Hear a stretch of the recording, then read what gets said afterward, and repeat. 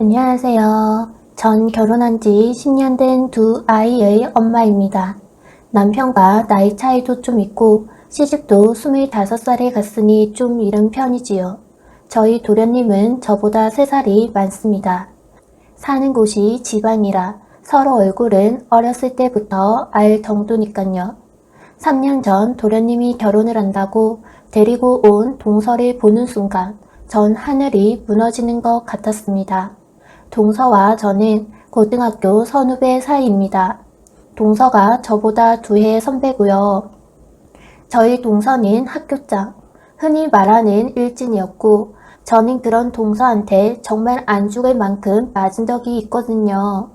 이유는 동서가 좋아하는 남자가 있었는데 절 예뻐한다는 이유로 정말 동서와 동서 친구들에게 몇 시간을 맞았는지 모릅니다. 그때는 무서워서 신고도 못했고 충격이 너무 커서 전학을 갈 정도였으니깐요. 사실 그런 기억이 쉽게는 잊혀지지 않더라고요. 어쨌든 도련님은 결혼을 했고 저와 동서는 한 집 식구가 되었습니다. 저는 남편에게 동서에 대해서 아무 말도 하지 않았어요. 도련님의 행복을 위해서 덮고 싶었고 솔직히 나의 자존심이었는지 예전에 동서에게 맞았다는 얘기를 차마 할 수가 없었습니다. 그런데 동서는 여전하더라고요. 어른들이 있을 땐 어쩜 그리 깍듯하게 대하고 없을 땐 여전히 날 무시하고 휴, 많이도 서러웠네요. 명절 때도 그렇고 시댁 행사 때도 그렇고 항상 저는 동서 눈치를 보면서 살았던 것 같아요. 지금 생각하면 제가 죄를 진 것도 아니고 죄를 지었다면 동서가 진 건데 저는 왜 그리도 움츠리기만 했는지 모르겠네요. 얼마 전 시할머니 기른 날 삼촌들과 고모님들 등등 온 가족이 모였습니다. 제사를 지내고 술 한잔씩 할 때쯤 동서가 술이 좀 과했는지 저에게 좀 심한 말과 함께 학창시절 얘기를 하더라고요. 제가 왜 전학을 갔는데 동서가 가족들 앞에서 내가 학교에서 왕따에다가 학교에 적응을 못해서 다른 학교로 갔다고 말도 안 되는 잡소리를 해대는 겁니다. 저도 술을 한 잔 먹은 터라 감정이 격해져서 동서에게 해서는 안 될 말을 해버렸습니다. 생각나는 대로 대화체로 쓸게요. 동서 말이 좀 심하네. 내가 진짜 왜 전학을 갔는지 모른다고 하면 동서는 인간이 아니지.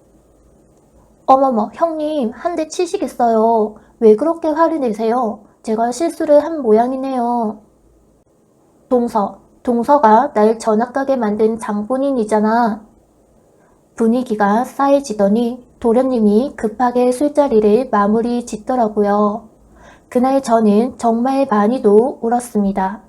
잊고 싶었는데 잊어버리고 싶은데 또 예전에 악몽이 떠오르는 것 같아서 남편은 이게 무슨 일이냐고 밤새 물어보고 결국 남편에게 모든 사실을 털어놨어요. 남편이 정말 속상해 하더라고요. 그리고 앞으로 되도록이면 동서랑 둘이 있는 시간은 만들지 않겠다 했고요. 그리고 이틀 뒤 동서가 전화가 왔습니다. 그날이 사과도 할 겸 저녁에 술 한잔 하자고 말이죠. 저는 직장인이라 낮에는 시간이 안 되거든요. 그날 저녁 기쁜 마음으로 남편에게 애들 맡기고 동서 만나러 갔습니다. 남편도 화이팅 해줬고요. 근데 식당에 들어가는 순간 온몸에 힘이 쫙 풀리면서 다리가 덜덜 떨리기 시작하더라고요. 동서와 그의 친구들이 벌써 술이 한 잔 취해서 절 기다리고 있었습니다. 방에 들어가자 한 언니가 한다는 말이 땡땡이 너 많이 컸다. 언제부터 그리 간이 커졌냐? 사랑하는 동서를 아껴야지. 안 그래? 그랬더니 옆에 있던 언니가 하는 말이 뒤질려며 뭔 짓을 못하냐? 등등 지금은 기억하기도 싫네요. 온갖 육두 문자의 협박에 정말 밑바닥까지 내려앉은 내 자존심을 회복할 수가 없더라고요. 울 동서가 한다는 말이 야 그만해라 울 형님 오줌 쌀라.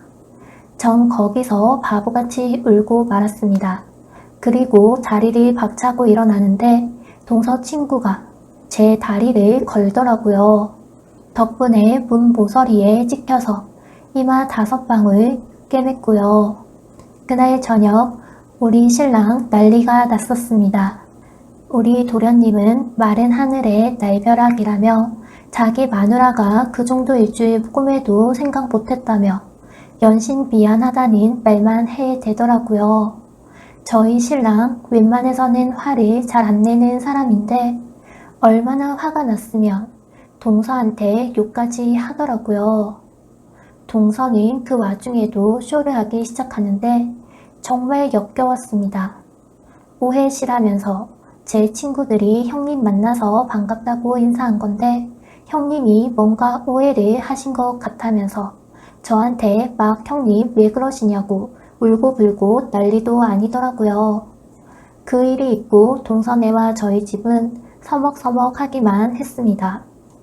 그 전에는 도련님이 맨날 우리 집에 놀러오고 맛있는 거 있어도 형수부터 먹어라 챙겨주던 착한 도련님이었는데 동서와 저희 아변으로 형제 지간까지 망쳐놓은 것 같아서 마음이 아팠습니다.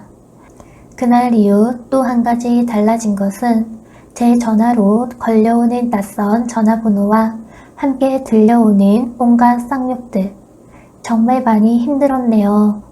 근데 어제 바로 사건이 터졌습니다. 남편이 회식이 있다고 해서 전 아이들과 행복한 저녁 시간을 보내고 있었습니다. 그런데 불길한 초인종 소리와 함께 동서가 들이닥쳤네요. 과자를 한가득 사가지고 와서는 아이들에게 방에 가서 먹으라고 합니다. 엄마랑 작은엄마가 할 얘기가 있다고. 아이들이 방으로 들어가자 연신 날라오는 주먹. 정신없이 뺨을 몇 대나 맞았는지 모르겠네요. 제가 피부가 좀 희고 약한 편이라 조금만 부딪혀도 멍이 들 정도인데 그렇게 맞으니 제 얼굴은 말 안 해도 알겠죠. 솔직히 두렵고 반항을 할 수도 없었고 아이들이 볼까봐 일단 동서 보고 나가자고 했습니다. 근데 미친 동서가 갑자기 내 머리채를 휘어잡고는 저를 때리기 시작하더라고요. 제 소리에 놀라서 뛰어나온 아이들은 동네가 떠나가라 울고 놀란 큰아이가 남편한테 전화를 했나 봅니다. 어디서 왔는지 도련님이 먼저 도착을 하고 나서야 이 상황이 종료가 되었으니깐요. 알고 보니 도련님이 그때 그 일 이후로 동서와 사이가 급격히 나빠졌다고 합니다. 둘 사이에 무슨 일이 있었는지 확실히는 모르지만 도련님이 이혼을 요구했고요. 거기에 화가 난 동서가 모든 게 다 저 때문이라고 생각한 거겠죠. 저와 제 아이들은 지금 너무나 큰 충격에 집에서 쉬고 있습니다. 큰애는 학교 등교를 거부했고 작은애는 그냥 유치원에 보내지 않았습니다. 남편은 화가 나서 동서를 고발한다고 합니다. 도련님한테 전화해서 그 미친 엑스한테 경찰서에서 만나자고 전해라고 하더라고요. 도련님도 이혼할 것이니 알아서 하라고 합니다. 근데 제일 중요한 건 제 마음입니다.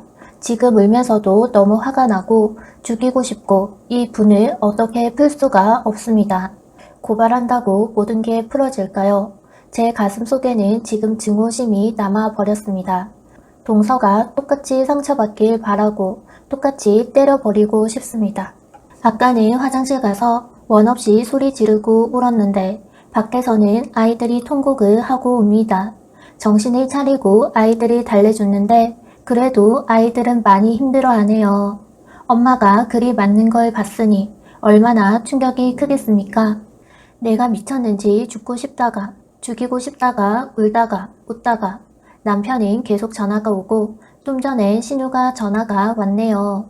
집으로 온다고. 아마도 남편이 걱정이 되어 신우한테 전화를 한 모양입니다.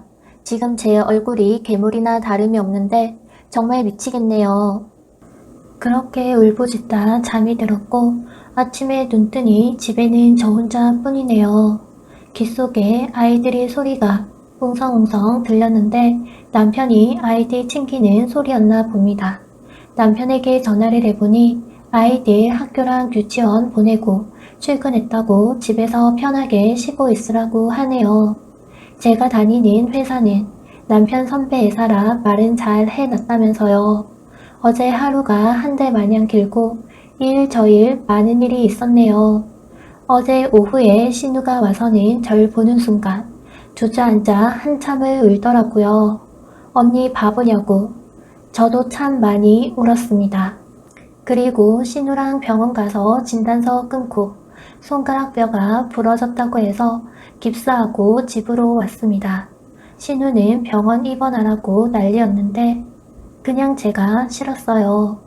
사람들 보는 눈도 너무 무섭고 근데 생각보다 일이 커져 버렸네요.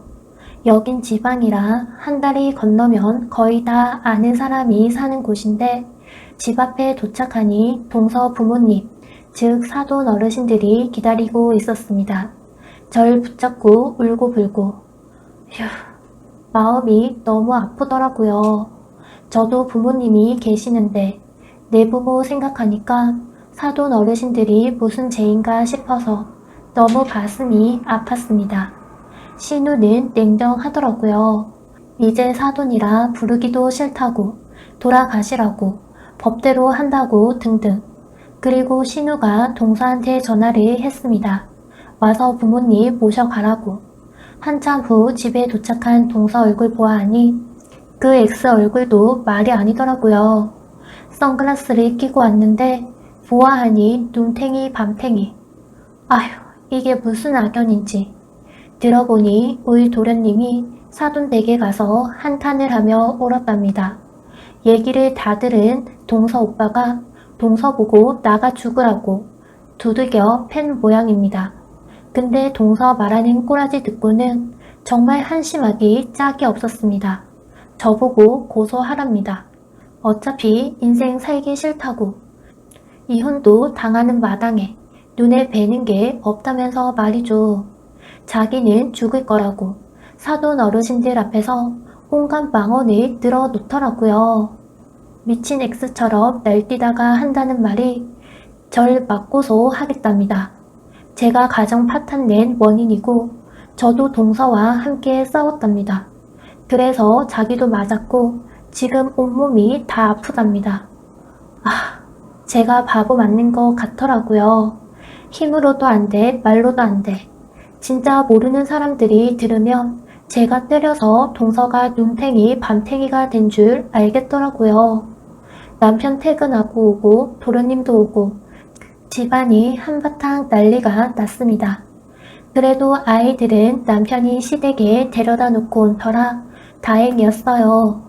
사돈 어르신들은 끝까지 저를 잡고 살려달라고 하십니다.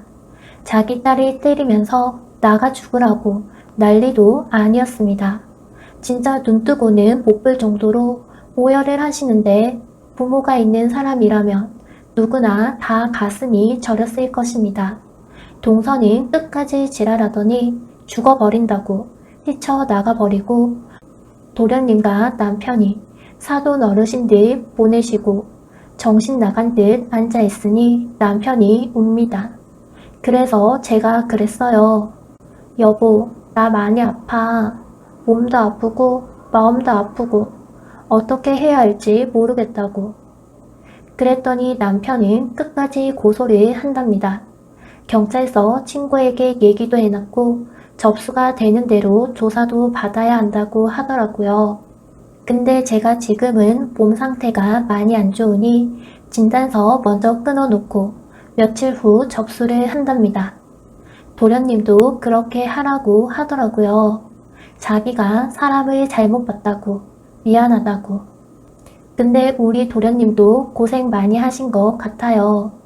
얘기를 들어보니 동서와 그 친구들 허구한 날 술판에 기본 새벽 3, 4시 싸우기도 많이 싸웠답니다. 지금 저희 시아버지는 너무 놀라서 알아두셨답니다. 워낙에 경우 바르신 분이라 지금 이 상황이 아버님에겐 큰 충격이시겠죠. 이렇게 당하고 보니 갑자기 어디서 생긴 자신감인지 동서가 무섭지가 않아요. 지렁이도 밟으며 꿈틀거린다는 말이 떠오르네요. 바보처럼. 오늘은 또 무슨 일이 생길지 모르겠지만 지금은 몸이 진짜 아파서 좀 쉬고 정신 들면 고소리라던 머리끄댕이를 잡든 끝장을 볼랍니다. 제 아이들이 받은 상처 2배로 돌려줄 겁니다. 머리가 흔들려서 더 이상은 적기에 무리가 오네요. 긴 글 읽어주셔서 감사합니다.